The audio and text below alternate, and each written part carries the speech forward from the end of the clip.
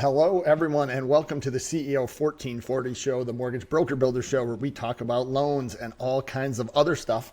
And today we're discussing some really cool things with Kelly O'Connor, who is a insurance salesman. He does a lot of things, but he's got a thing called Financial Caffeine.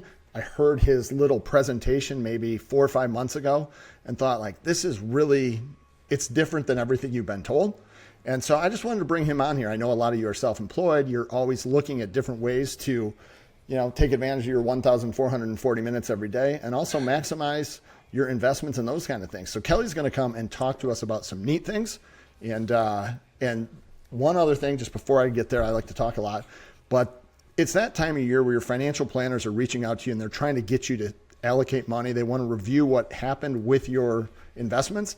And that's part of the reason that we're here today. So Kelly, welcome. And thanks for coming in. And we'd just love to hear a little bit about you and kind of just pick it up from there. This is Absolutely, very man. Informal. Well, hey, man, I love it. Thanks for having me on. This is good stuff. I don't know if you know this. I don't know if we ever talked about it, but I owned a mortgage brokerage from 1999 to 2005. So I understand. I've been in the mortgage business.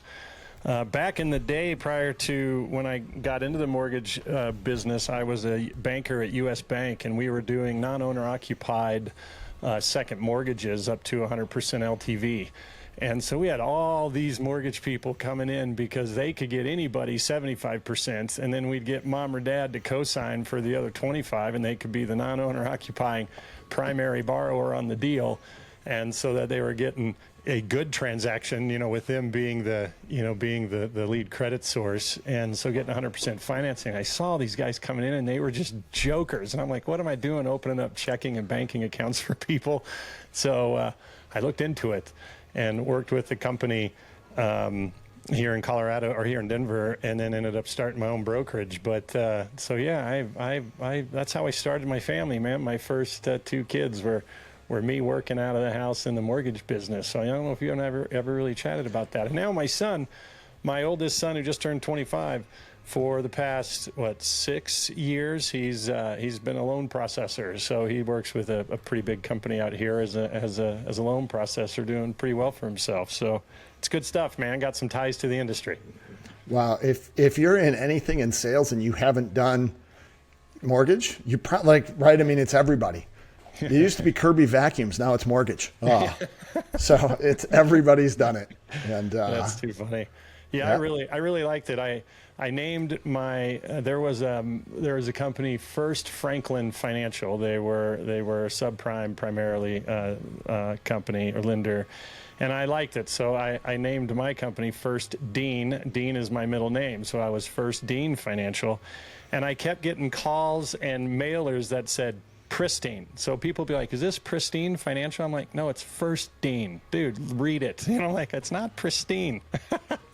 Yeah, hindsight's always 20/20, right? You name something, then you figure it out later. So I always had to say it really slow and clear, like First Dean Financial, because, First Dean sounds like pristine. But anyway, I got out before everything went nutty and got my way back into the financial world eventually, and that did lead me into insurance, primarily life insurance strategies. I operate based upon a core belief, and I believe that the IRS tries really hard to take the fun out of being successful for high achievers. I think they try to do it for everybody, actually. And because of that, I believe successful people deserve the opportunity to learn how to protect, shelter, grow their money completely away from the IRS. And so I like to do a little analogy, if you'll entertain me for a minute. But let's pretend everything you have financially is a pie. Everything you have today and then going forward in the future.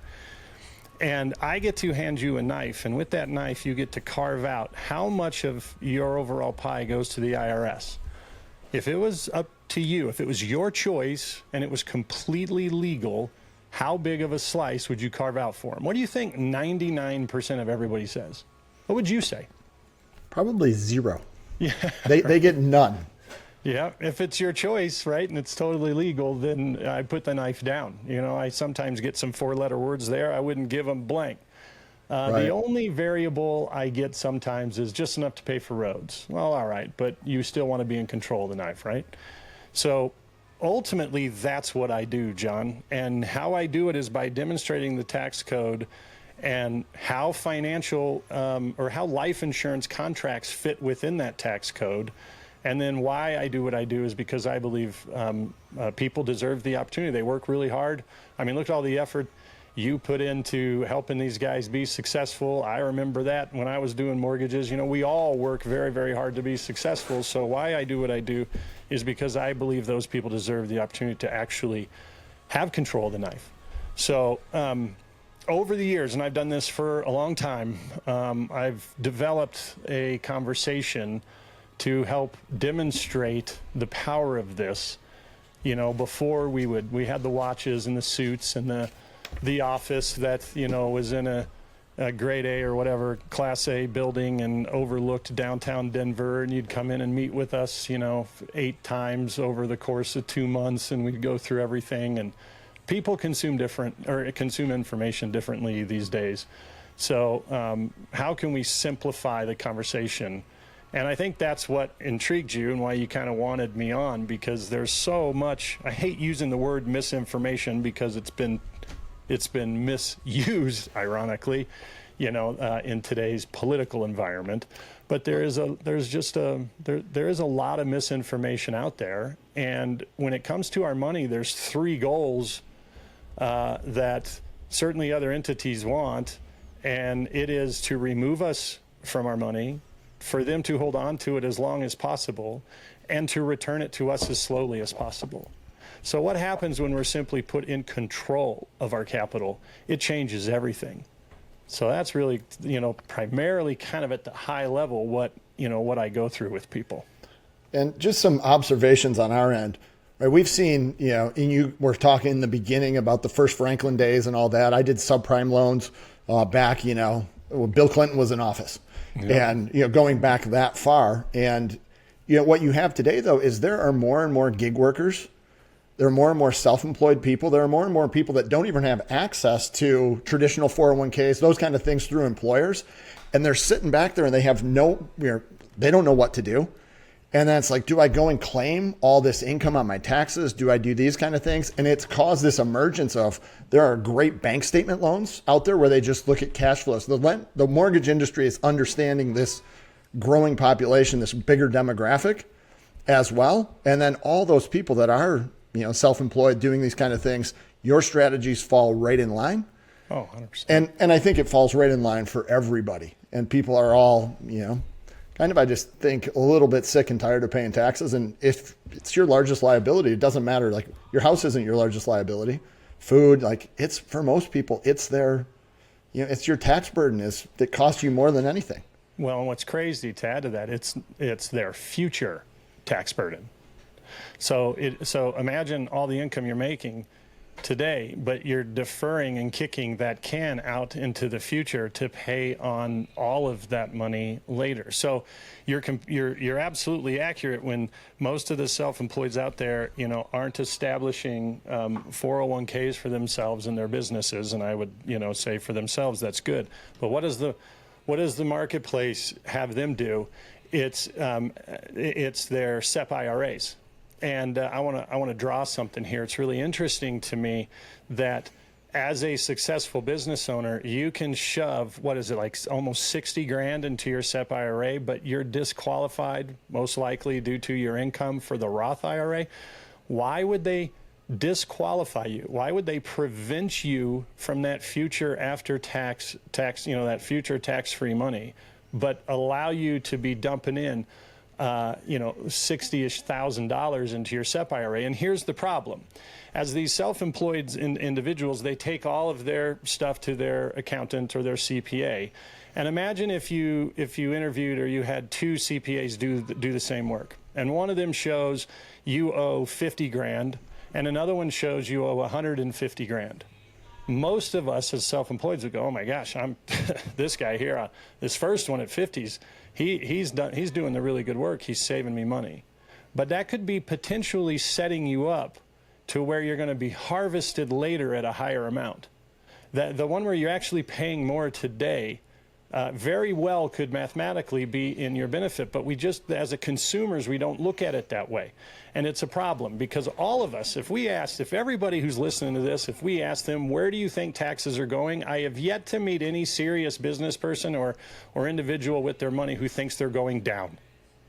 Okay, so if they're going up and you're establishing money in a position that can be taxed at that increase, then aren't you mathematically putting yourself in a position to be harvested more? So I want to show the difference if I could. You mind if I just do, I love this simple conversation on the pre-tax and post-tax. I call it brother A and brother B. Can I pull that up real quick? Would you be opposed to that? No, sure. Let's give us Cain and Abel. All right, very good. So let me just do my entire screen. That'll just make it a little bit easier for me, and then I can just select this and expand it. All right, so can you see my screen okay? I can. All right, so I call this brother A and brother B, and excuse my handwriting. I'm not an artist. Now, brother A, this is our pre-tax position, and this is our post-tax. Now, most people aren't aware of this, that pre-tax and post-tax make no difference. They are mathematically the exact same when the variables are the same. And here's the deal. The variables are always the same because we're dealing with you. It's not you in comparison to me. You and I might have different variables. But when we're dealing with your money and you, the variables are the same because the person doesn't change. So when we have people out there, the big financial entertainers, the Dave Ramseys of the world, who say it's better to be in a pre-tax position, they are mathematically false. They're claiming you have more money to accrue, but you haven't paid your taxes yet. Now, John, it just sounded like it muted. Are you still there? Okay, I hear you back now. You can hear me, right? Yeah, I can. I did that on my end, just trying to be more quiet. Oh, perfect. That's totally fine. I could hear it, so I didn't know if I disappeared. So brother A, brother B, pre-tax, post-tax, they are mathematically identical. They get to the same place. So let's go ahead and use a variable. We got to use variables in here. So let's just assume a 30% tax rate. Now, for easy numbers, let's say brother A has pre-tax of $10,000 and he decides to invest that in a SEP IRA, and over time he doubles his money and he ends up with 20 grand. Congratulations. Actually, I want to edit this a little bit. I need to have a little bit of room. He doubles his money to $20,000. Now, brother B decides, I'm actually going to take the advice of the accountant who gave me that larger tax bill for this year, and I'm going to pay my tax today. And in this case, I have 7 grand because I had to pay 3 grand in taxes, and I too double my money. Now, see, both of these guys can invest in the same stuff. So what if they used the same advisor and invested in the same investments and doubled their money? And this is where the marketplace tells us brother A won. He has more money compounding. As a matter of fact, on page 152 and 153, or it's 153 and 154 of Dave Ramsey's Financial Peace Revisited book, he says that those who say post-tax is better don't understand the time, the time value of money. Well, that's completely false. It's completely false, and it's basic math. It is absolutely basic math. You can do this trust me, I've done these on very elaborate spreadsheets. You can model this out however you want. This is very simple, but as detailed as you want to get, it always works out this way. So in this case, brother A, brother B. So if you are the individual who is dumping money into your SEP IRA, you're brother A here. If you are not doing that and you're doing post-tax things, you're brother B. So in this case, brother A has not paid his taxes. So he has to now. If it's at 30%, he owes 6 grand, he has 14. You see, if it compounds, if you defer the tax and it compounds and then you pay it later, it's the same as if you paid it now and then it compounds and it's already been paid. They are the exact same. They are mathematically identical every time. And the variables are the same. The variables are the same because we're dealing with you. Right. So if they are the exact same result, why does the government not permit you, if you're successful, to do brother B? Why do they have income limits on this one? And I think it's around like 120 grand-ish or so you start getting phased out. And why do they have contribution limits? You what, can do like 6 grand only? So if you qualify for the Roth from an income standpoint and you're putting in your 6 grand, that account can't really grow to anything really substantial for you later when it's time to use it, meaning you won't have very much in the tax-free bucket. But they will allow anybody. There are no income limits. I mean, you can make $1 million on a W-2 and you could still do this. You can do like, what is it, like 55 to 60 grand into a SEP IRA. So if they get to the same place mathematically, why are they more interested in brother A money from you than your brother B money? And I mean that seriously. That's a question you have to answer. Why do they want my money? If they end up the same, why do they want me taking the accountant who offered me a $50,000 tax bill instead of the one offering me the $150,000? Wouldn't they want my money now? I mean, look how desperate look how the bad position our government's in. You would think they would be wanting your tax now instead of deferring it to later. So here's the key factor. The only mathematical factor that determines the winner, and I got to put my glasses on to see this. The only mathematical factor that determines the winner is the future tax rate. And let's prove that. So what if taxes go to 10%? Well, then this cat only owes 2. He has 18,000. He won. He won. He's the winner. What if taxes go to 40? He owes 8. He lost. The only mathematical factor that determines the winner every single time, whatever kind of spreadsheet you use, is the future tax rate. And who owns and controls that? Who is in charge of that knife? Not you. Right. And this is the exact reason why, if prior to age 59 and a half, if you take any money out of this thing, they charge you an additional 10%. Why would they do that? Oh, it's to make sure that, you keep saving. We got to take care of you. No, bullshit. It's because they always get more. It's the only way they win. They charge you more to ensure they get more than what you deferred it at. And then once you're finally there, so when people say this nonsense of, oh, I want to be in a lower tax bracket when I retire, it's like, how is that even possible? Most of us continue to make more money as we continue up the ladder and as we age and grow.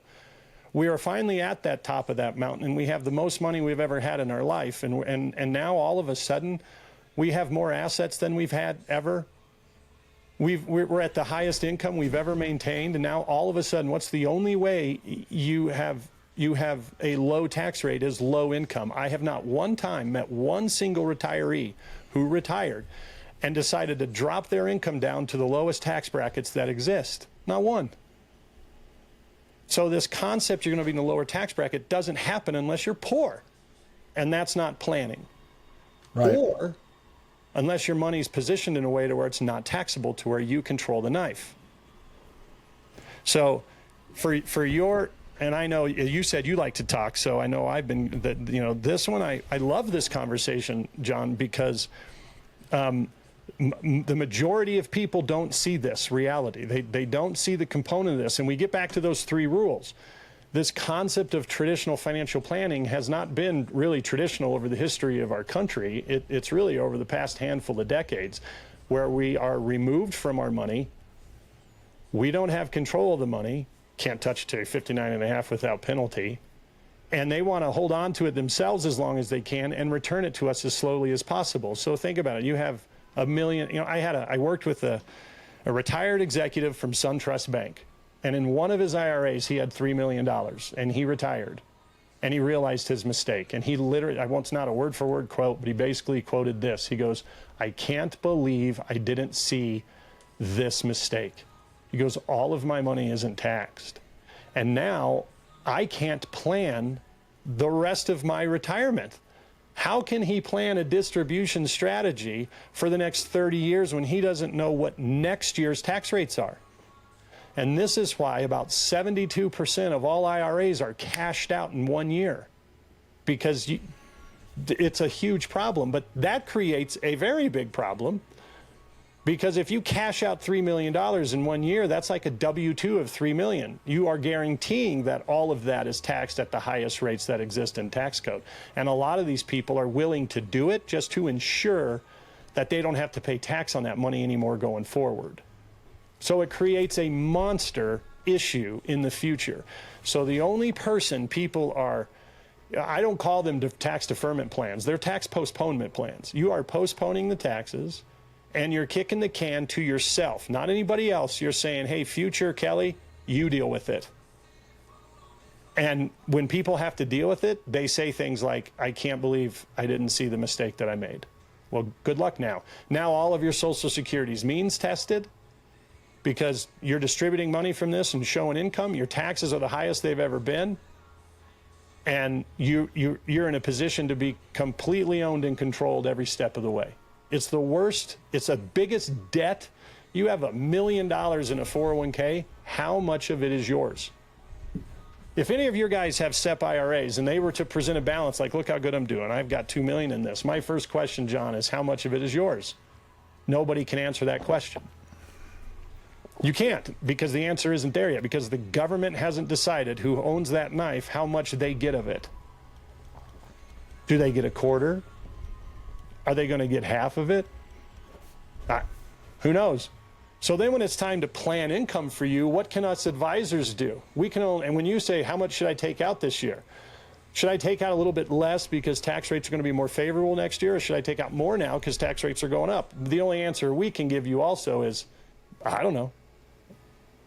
And I don't want to be liable for telling you which way or the other, because I don't know. No one knows. So how much do you want? We just become a waiter for you. So this is why I do what I do, because there are options to put you in control, but it's how you build. And I could touch on that next. And I want to throw the mic back to you, because what's your take on all that, man? Is that, you know, I talk about this all day, so to me it gets kind of old, but only to me personally, because I've talked about this for years. But I'm continually educating people on this, even advisors on this stuff. But how does that resonate with you, John? Well, I think you said something that's really powerful. That how much of it's yours is just right. I mean, it's really something to sit back and think about. And every time over the last 5 years or so that I've had an option to do, I was with an employer that had a Roth 401k, I always went that way, and that I was starting to put these pieces together. But if you think about the lending world, right, a lot of laws were passed. There was a whole, Frank and Dodd got together and they made all these things of what was predatory lending and all, right, all these things that were bad. Yet the entire system is set up with a 1-year arm where you have no caps on how high or low, right? There's nothing, you can have there's policies and politics going on right now that are talking about, how this money is going to be taxed and how evil, certain demographics are for how much money they have. What happens if you spend your whole life putting in, and all of a sudden the tax rate now for long-term capital gains is at, 62%? Well, you're, $1 million, it's not worth anywhere near. So I think that it's super risky, and people don't understand that. They look at their IRA and they see that as theirs, but you bring up a really good point. It's not yours until you don't know what portion of it's yours and what portion of it's the king's, right? You're a peasant out there. You're whose land is it? Who owns the animals? So I think that it's just, that's why we have you here, is that this is something for people to think about. And we often don't. You plug away, you do what you were told when you were 23 and you got your first job, and they said, oh, you got to invest in your 401k. The companies push it because they need a certain number of people investing in those programs so the other people can max it out. And they never really, I don't think they ever understand. And I'm just beginning to really understand these things. Yeah, it's fascinating stuff, and I like that you said. I'm looking for a little table here. I want to show you something that the government tells us. I found it. The government Oh shoot. The government tells us exactly what they're going to be doing. It's their Table S4 proposed budget by category. And if you think about it, they also defer all the risk, right? And there's no inflationary risk for them. If taxes go up, they need more. They're not hedging it. It's not like they're buying a futures contract that you're guaranteed to pay a fixed interest rate against your money. There's no risk on their end. Taxes go up, they just tax you more. That's absolutely right. You mentioned the Roth 401k. Excuse me for looking off to the side, but I'm just clicking around. I'm a little bummed I can't just immediately find this thing. Oh, here we go. I just did. The Roth 401k is, I get it. Whenever I talk about this stuff, there's always somebody on my social media that comments and goes, "That's why I'm doing the Roth 401k." I'm like, okay, great. The company's contribution is still pre-tax. But now all of a sudden, so people are all excited about post-tax. Like, good. Yes, I'm all for it. But let's dig in. There's another mathematical demonstration I could do, and I don't have that pulled up. But there's a way to maximize. Like I'm believe it or not, I'm all for a 401k, but only under a couple conditions. I worked with an attorney, a state attorney up in Bismarck, North Dakota, and she gets 15.36% contributed to her retirement account every single year without any contributions from herself. That's referred to as a non-contributory match. And isn't it ironic that the government does that often for their employees? But find that in the private sector. You can't. So a non-contributory match, that girl's never going to vote herself out of benefits. Right? Now, if someone offered that to me, if someone was like, "Kelly, I think you're really cool. I want to put 15.36% of what you made last year into an account that the government owns and controls. We don't know how much they're going to get of it. You might get a little, you might get some, might get half."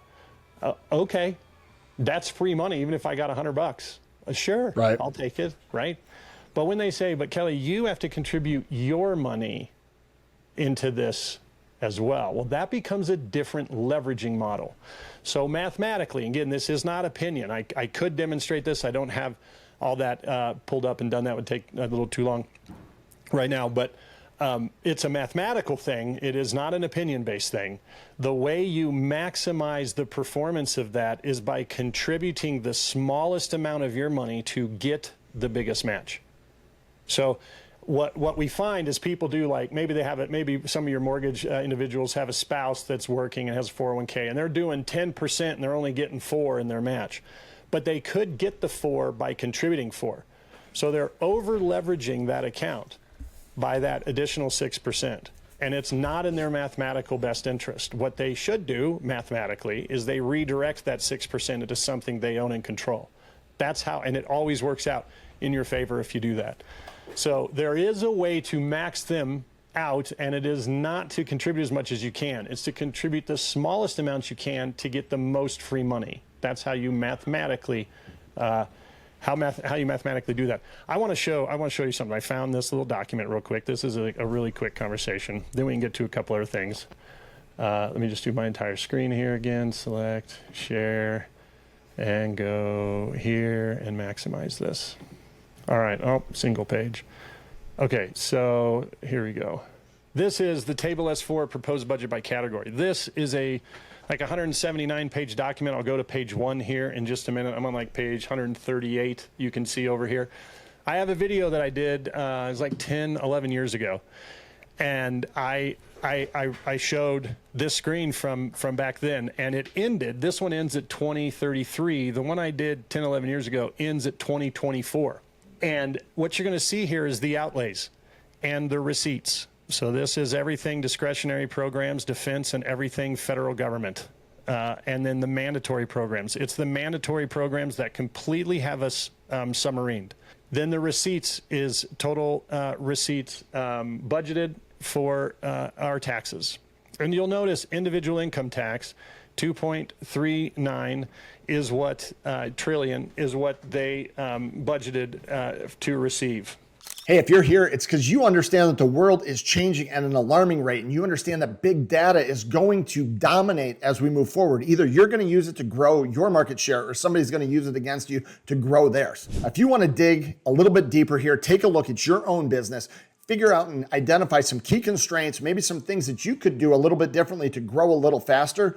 Here's what I can tell you. After 27 years of doing this, helping well over 1,000 loan officers earn hundreds of millions of dollars in commissions, there are a couple of key constraints inside of your business. I don't know what they are right now. I just know that they exist. So if you're curious about this, let's get on a strategy call. Take 20, 30 minutes. You will walk away with 1 or 2 actionable items that you can do to do more business as you move forward. There'll be a link someplace here on the page. I look forward to personally meeting you. And what's interesting, when you go back 10 years, I did a video. They were like at 1.3 or something like that. And they were showing 2024, it shows like 2.38. And I had people back then comment going, dude, you're creating a fire. You're trying to scare people. And I'm like, well, this is what the government is telling us. I'm not doing anything but reading their data. Right. And they almost got it exact.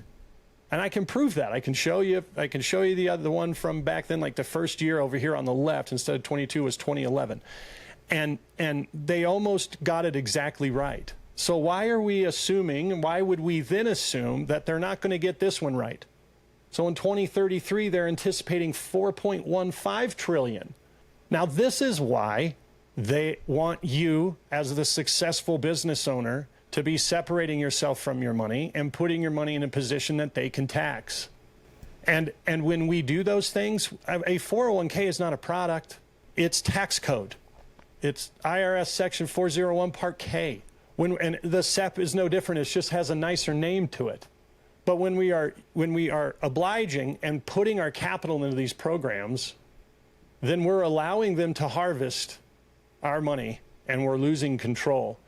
And this is exactly what they're telling us here. So are you willing to put your pie at risk to where you give them the knife? And it's shocking to me how many negative comments I get from people that are like calling me Kelly, you're a scammer. You're just trying to sell them insurance. I'm like, no, it's a tool. What I'm helping them see is getting control. Like you said, cash, right. I forgot exactly what you said, but essentially cash is king. And how do you put people in control? By utilizing those accounts, you're putting the government in control, and look at what they're telling you they're going to do with it. Yeah, I mean, if you still trust that the government has your best intention at heart all the time, right? I mean, most things are set up for them to get ahead. It's set up for, to see that they stay in business, right? The number one rule of all businesses is to see that you stay in business. Well, the government is business also, right? Their rule is to see that they stay in business, they continue to function, and the more control they can have over all aspects, the better off they are if that's what they're trying to do. Without a doubt. So would it fit to kind of go into a couple characteristics of insurance and why the wealthy, our own politicians? I worked on a case, current sitting senator. He does $500,000 a year in premium into his life insurance. No life insurance costs that much, but that's what he's funding his insurance to for all the cash reasons. You want me to touch on some of that? Yeah, I think it would be great. I mean, the purpose in this is not for, you to sell them insurance or whatever. The purpose is to educate people. And granted, if they come back and they talk to you about insurance, they talk to the other person. I think that just in today's world, we're so into the 30-second TikTok thing that we learn everything in a 30-second, reel. And sometimes you've got to back up and actually spend a little bit of time before you go and make that next decision. So hopefully the intent of all this is not, to tell you what to do, but it's to get the little, the mouse churning on the hamster wheel inside of your head and look at something maybe different than what you thought. Because I'm in my 50s now, like I'm closer to 100 than I am to 0. And what I've realized is that sometimes I'm wrong. At 30, like I was right 100% of the time. I didn't have a wrong bone in my body, but like the older I get, I'm realizing like maybe, just maybe, some of the times like my old ideas weren't necessarily that accurate. And I can slow down now because I don't move as fast, and I take in new information and I come up with better answers. So my intention, for anybody watching this is there are a lot of different ways to do it. throwing all your money at Dogecoin because of a meme isn't maybe a good idea. 100%, there's just a lot of different ways. Remember when that thing spiked like crazy and everybody's like, this is going to the moon?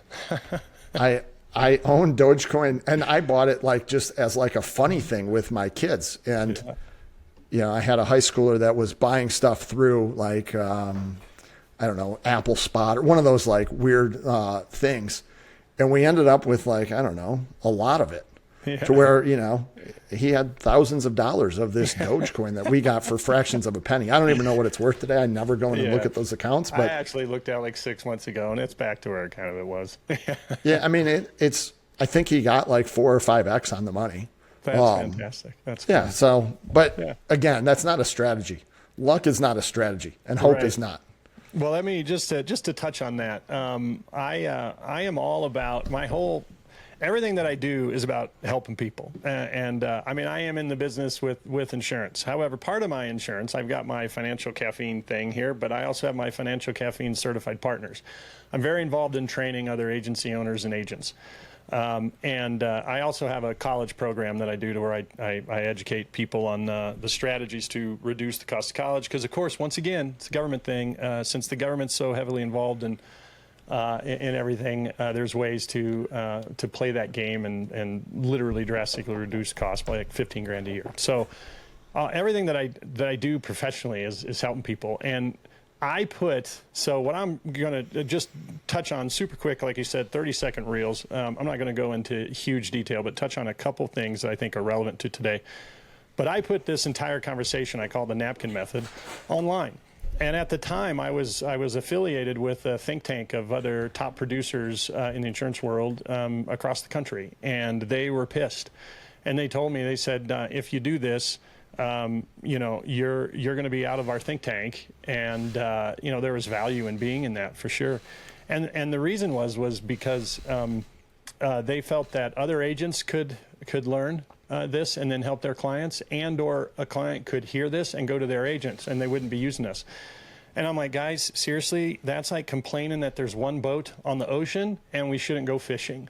I'm like, this is a huge, huge ocean. People consume information differently. So if you use this information and it benefits you and you go to your agent or whatever, awesome. I love it. That's the whole point of all this.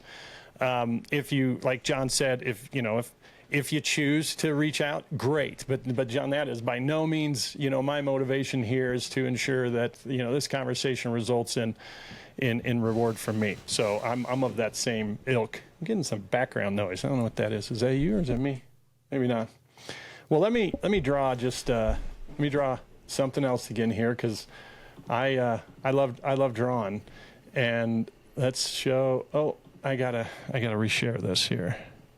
There you go. Close, no longer active. Okay. Make it active. Sorry. You're good. It stopped. All right. So, and I need my glasses. So here's what we look to do. And believe it or not, I like to use the analogy of a teeter-totter.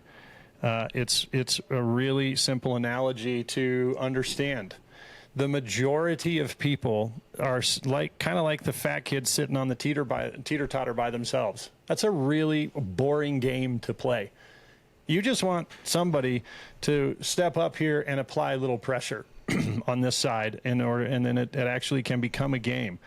But here's what I mean by this. When we're looking at individuals' money, most of them are shoving their money into these accounts here that the government owns and controls, like that are, from a tax standpoint, like your 401k or, this is your ordinary income bucket. This is your capital gains bucket.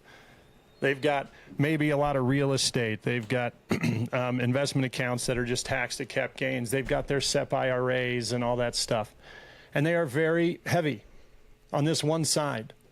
So what that means is when they are coming down the mountain here, when they're trying to begin to use their money like that SunTrust executive that said, I realize my mistake, is all of their funds are sitting in that corner that allows the government to own and control and to hit their target of $4.1 trillion of taxes collected.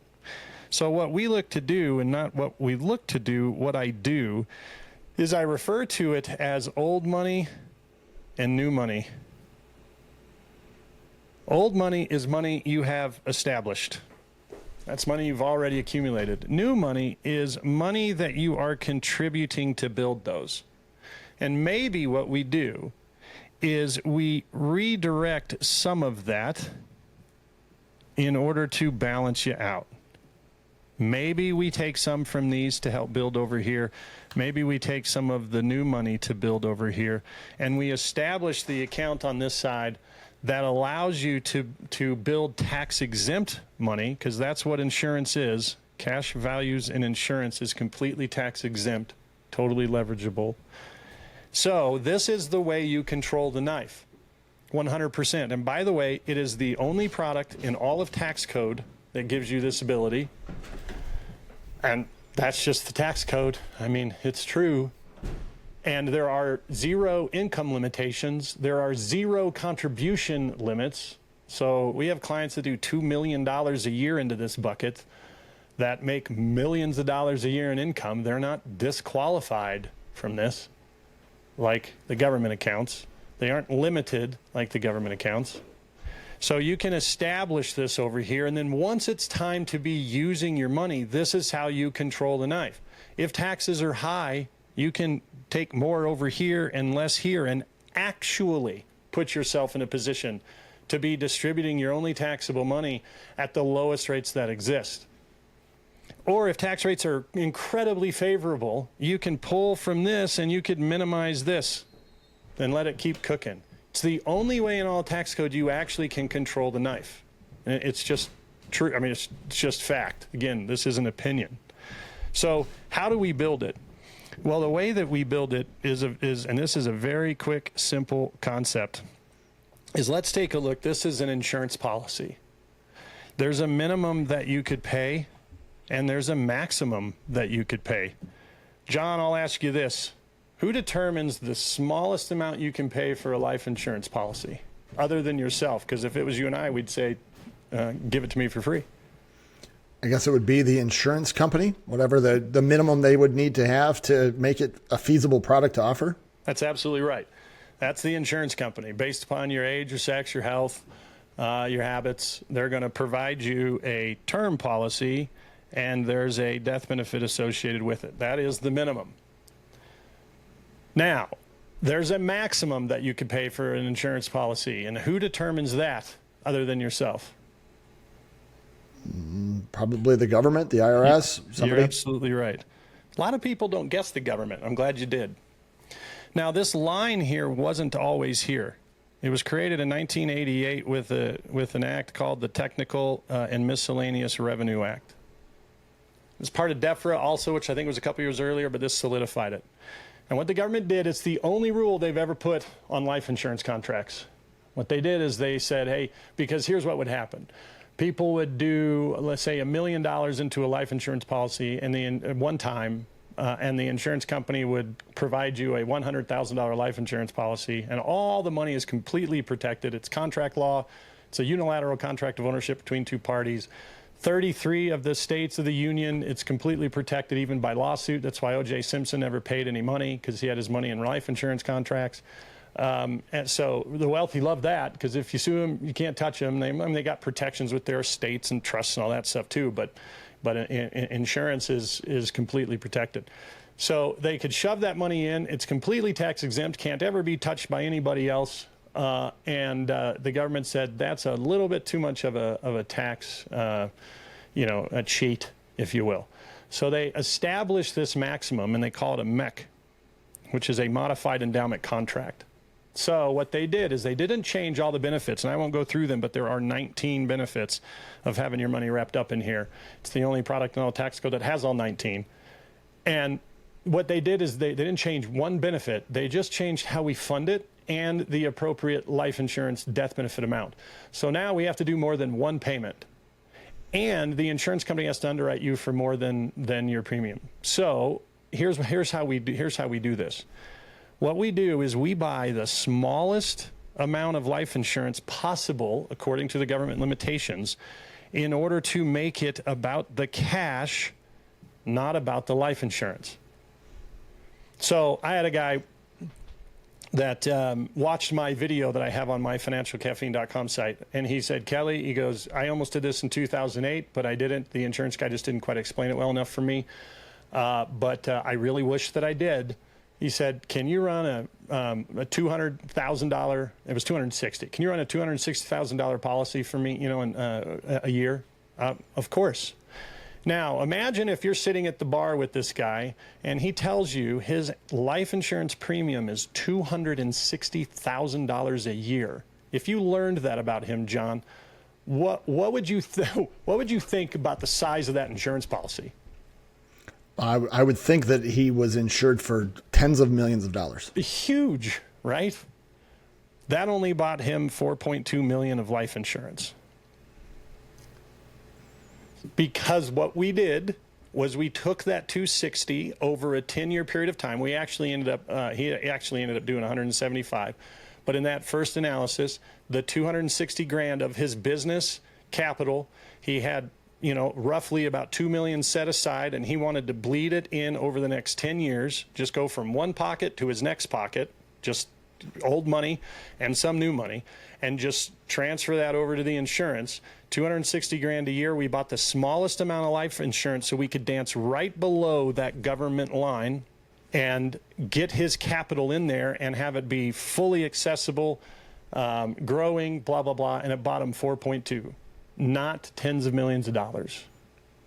If we use the 260 to buy a $20 million life insurance policy, well, that cash is going to be used differently. He's going to have very little cash growth, and it's obviously to buy a large death benefit. Well, super wealthy people will still do that if they have any estate tax liabilities. In some cases, they'll pull that off. But for the majority, the business owners that are shoving money into their SEP IRAs, that is one of the worst things they can do, because we can redirect that and we can get all that capital working for you. And then that doesn't, we won't touch on that now because it's, you know, it'll be going a little bit too much into the weeds. So, you know, the conversation becomes, how do you use that money? So if you have 2 million sitting in here, how do you use it? And that's where the strategy really, the second strategy really steps in. So I've got a client right now. He has a $460,000 use of his insurance capital. It's tax exempt. There's no place for it to even go on his 1040. He lives out in California. He gets 100% of his Social Security because he shows no income. He qualifies for California's state EBT food stamp card. He doesn't use it. He thinks that's abuse. Some people say he should. He's paid enough. But he has a $460,000 income stream that is not taxable, has no place to go on his 1040 because that's how it works with insurance. He shows no income whatsoever, so he pays zero state income tax in California. And that's only because we balanced him, because we built this money over here instead of keeping it all on this one side. So this is why politicians do this. This is why that one politician that we worked on does $500,000 a year into his insurance. He's not buying that big of an insurance policy. He's dumping his cash in it, and it's completely protected from lawsuit, litigation, from, you know, it's contract law. It's not tax law. It's a unilateral contract of ownership between two parties. So if they change the rules, they're for new contracts going forward, not contracts in place. So there's all kinds of reasons why successful people do this. And it's often why, and lastly, it's often why it's referred to as strategies for the wealthy. It's not a strategy for the wealthy. It's strategy for those who know. It's strategies for those who are educated on it, because there are zero wealth requirements. You just have to be insurable and be able to fund it. The wealthy just get the education. They get surrounded by people who get it and whose job is to remove the control of other entities and other people from their money so that their family can control it. That's it. You don't have to be wealthy to use insurance. So I get all these negative comments going, oh yeah, those strategies are for those. Yeah, for those who know. So I'm focused on helping people know how they can make this happen for themselves. So it's kind of like drinking from a fire hose sometimes with me, I know, and I apologize, but I'm passionate about this stuff. I love it.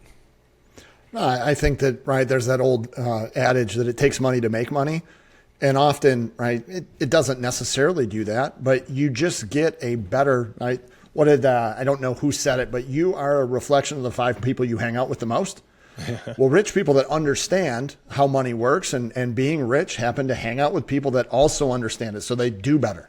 People that have no clue, right? And then I just think, right, you've got the keyboard warriors. I kind of have a premise inside of my life. I try not to take advice from people that aren't someplace I want to go or have already been there and gotten past where I want to go.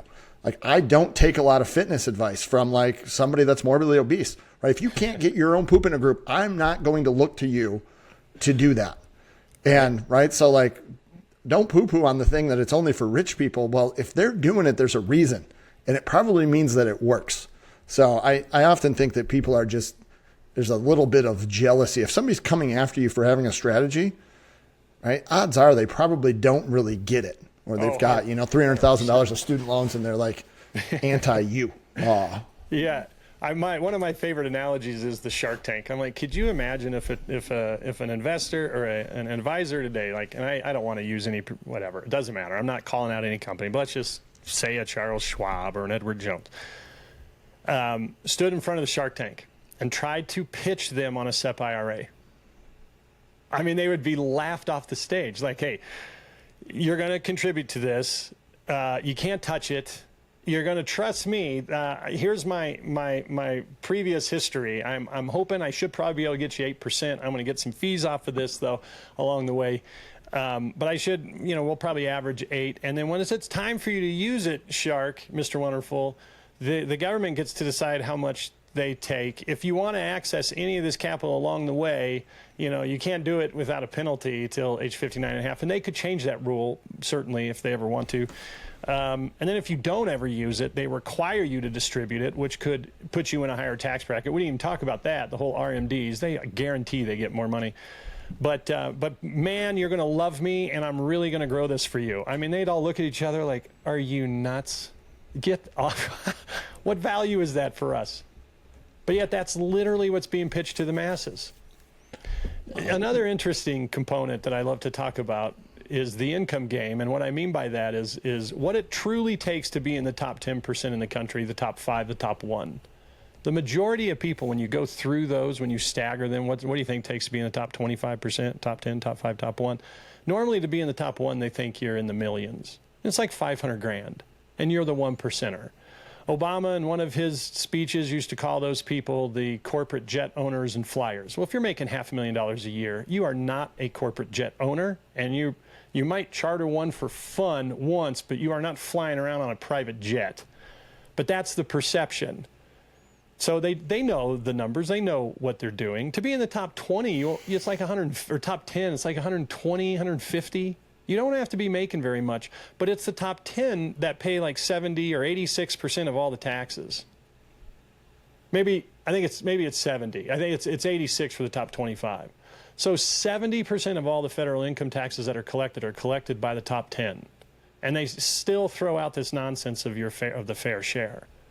So most who are in that top arena or that top range don't fully know that they're in that top range. And so if you are statistically uncommon and you are the biggest tax target that exists, then why are you following common advice like that guy trying to pitch the Shark Tank? Yeah, it like I said, the first time I saw this from you, I was taken aback by it a little bit, and just, I follow you on social media. I see some of the stuff that you do. And right, hence the reason that we're here. I think that this is just an important conversation for people to have. And us in the mortgage industry, imagine trying to sell a loan to somebody and never telling them what the rate would be. Because that's the exact, right? Like it's the exact equivalent. You don't know, you put it in, I don't know what your rate next year. Well, we're gonna do a great job of collecting your payments. I'm gonna send you, a closing gift. I'm gonna be here for you to answer your phone calls. And every month you're gonna pay me a servicing fee to collect your payment, and you're gonna love it. Your house is beautiful.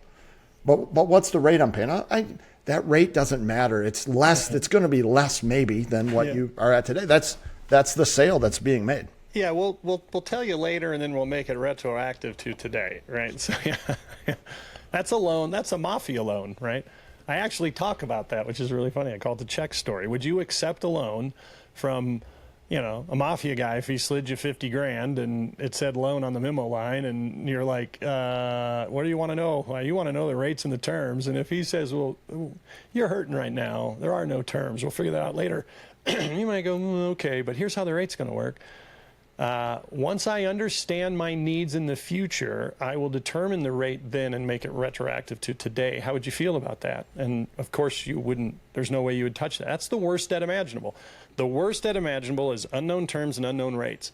And that's where the majority of Americans are dumping their most important future asset, their retirement accounts. Unknown terms and unknown rates into the thing that's mathematically shown. The only winner is the one who controls the future tax rate. And it's a problem. It creates a problem. So I like working with the uncommon, who understand they're uncommon and they don't want to follow common advice. Let's work with the salmon swimming upstream. And it is that select few that go, you know what, I get it. And I want to look at this differently. And ultimately, I have said this to many people that then have a hard time with the phrase life insurance. I'm like, so let me get this straight. You are more concerned about the name of the product than what it does for you. If that's the case, you and I just will never be a fit. If this product exists out there and it was called a mutual fund that Dave Ramsey promoted, you'd be in support of it. If it did the exact same thing, I'm like, I can't follow that logic. All these financial things are just tools. How can the hammer make fun of the screwdriver? They both end up with something metal in the wood. They just did it differently. But it's just a tool. And once you understand the tools, you may want that tool. And who gives a crap if the hammer makes fun of you or or the drill? It's like, no, I got a screwdriver, and here's why I have my screwdriver. Right. So I don't bash other products. I mean, here I'm kind of knocking, but I'm not knocking 401ks. I discussed just on your time here with you today how I would use it. I would love one if someone would contribute free money in it for me. I would love it. And then I would still, if I had to contribute my own money, I would just contribute the smallest amount possible to get the most amount of the free money. That's still a great account. That's a tool that I could leverage and use. I'm just not going to over leverage it. So all these things are just tools. And so when people are all bent out of shape because it's life insurance, like, okay, so you're more concerned about what it's called than what it does for you. Good luck. Yeah, well, I think that people get hung up on talking about the name of things, right? We spend a lot of time talking about the program and not necessarily the problem that you have in the solve. If you if it didn't have a name, right, people become fixated on the name of whatever it is. Like, no, there's a problem and here's the solution. Do you like the solution? Yes or no? And if it's yes, then who cares what the name is? But right. This has been mortgages are like that in in your industry. Reverse mortgages get a lot of horrible things said about them, but they are incredibly strategic tools if they're done right. Yeah, well, there's so many things, right? I mean, everybody today you have to latch your flag onto something, and it either has to be good or bad, where most things are neither good nor bad, right? It's all applicable to you as an individual, whether that individual thing is good or bad for your own scenario. And there's so much nuance, but we like to label one thing as good or one thing as bad. And right, you can get you can find a bunch of other people to join your cult with you, and you can move forward on the good and the bad. Well, this has been super helpful. So Kelly, how should people follow you? Where can they go? I know you've got the Financial Caffeine. I think it's financialcaffeine.com, and we'll put some stuff in the show notes here. Probably best to view this on YouTube with all the pictures, but where should people go to find you? They want to harass you and fight with you online. Where should they go and do that? Yeah, financialcaffeine.com. If they want to get the full demonstration of just some of the stuff I went through, there's an audio book on there. They can listen to it. Okay. I also have a video recording of me in my studio. I have an aerial camera. I've got a big whiteboard, so I just kind of go back and forth and I draw all this stuff out. That's the napkin method. That's on my website. They can also get and watch. And then, I'm on, there's Financial Caffeine on LinkedIn, on YouTube, on Facebook. My personal that I do a lot is just my name. It's Kelly D, as in my middle name, Dean, Kelly D. O'Connor. So that's my Instagram and my TikTok. TikTok's where it's at, man. I swear their algorithm just pushes you out, which is pretty fun. So I post every day. I largely respond to comments, so I love it when people are negative with me because they're just boosting the algorithm. I mean, comments help the algorithm the most. So, if I get 5 people trying to rip me, I'm like, hey, I appreciate the comment, man. Thank you. Right. And then it just gives me something else to talk about, which is really fun. But Instagram, TikToks, at Kelly D. O'Connor, and then, financialcaffeine.com. And I think the social links are pasted on there as well on our page. But I appreciate you allowing me to plug that. And again, if you use my content and you chat with, if your brother-in-law's an agent and you're like, hey man, is this legit? Can we talk about this? And I never hear from you. I'm honored. I'm blessed to, that I could spark a conversation that could lead to, to helping somebody. That's ultimately what my goal is. And, but then you can do, if you want to meet with me, you can go to financialcaffeine.com/survey. And there's just a little questionnaire, and that then can get you scheduled onto my calendar. And you meet with me directly. It's not somebody else that pops up on the screen with you. So I appreciate that, John. Thank you. Oh, well, I appreciate you doing this. I think that, right, we can all get better, right? We're constantly learning. The more you know, the more leverage you can apply to life and take advantage of things. So I appreciate your time today. Thank you very much. And we'll get this thing produced out there, and we'll include all the links. So thank you guys all for joining. Any questions, concerns, reach out to Kelly. You got questions, concerns for me about growing your mortgage business, leveraging that area, reach out. Thank you all. All right. See ya. Appreciate it. If you're still here and you're watching this, you're probably getting something from our content. If so, maybe or I'm sure someone else that could also benefit. So if you could do us a solid, forward this, share it with your friends, other people that are like-minded that want help with simple solutions to grow their business. And if you want to do a little bit of a deeper dive someplace on here, there is a place to schedule a call with us to talk about your business and how we can grow it together. Look forward to hearing from you. Again, thank you for being here. Please do share.